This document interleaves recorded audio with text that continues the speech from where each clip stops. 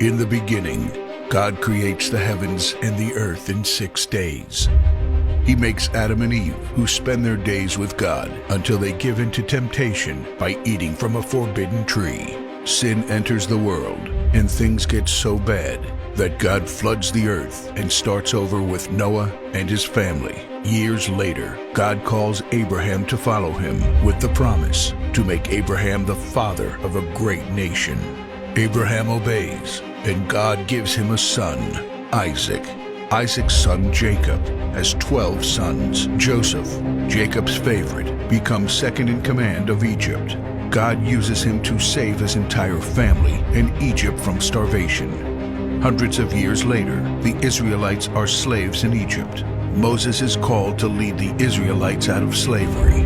Joshua takes over after Moses and leads the people into the promised land. After Joshua, God raises up judges, temporary military leaders like Deborah, Gideon, and Samson, who protect and fight for God's people.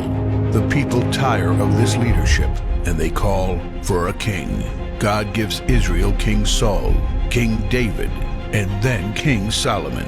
But it's all downhill from here. The people rebel, the kingdom of Israel is divided, and everyone turns their back on God.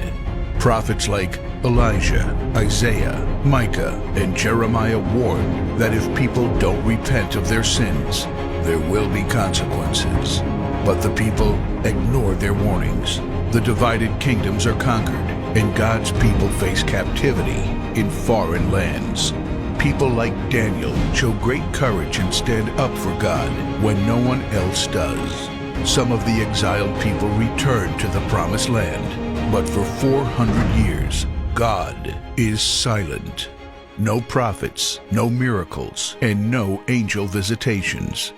But then, the silence is broken when Jesus is born. He lives a perfect life, teaches truth, and performs miracles, proving He is God.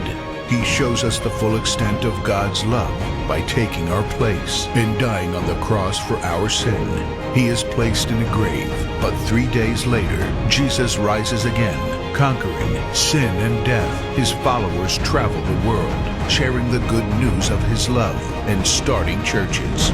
We now are part of this story, and we have the chance to change the world and share His love, because one day He will crack open the sky and He will return.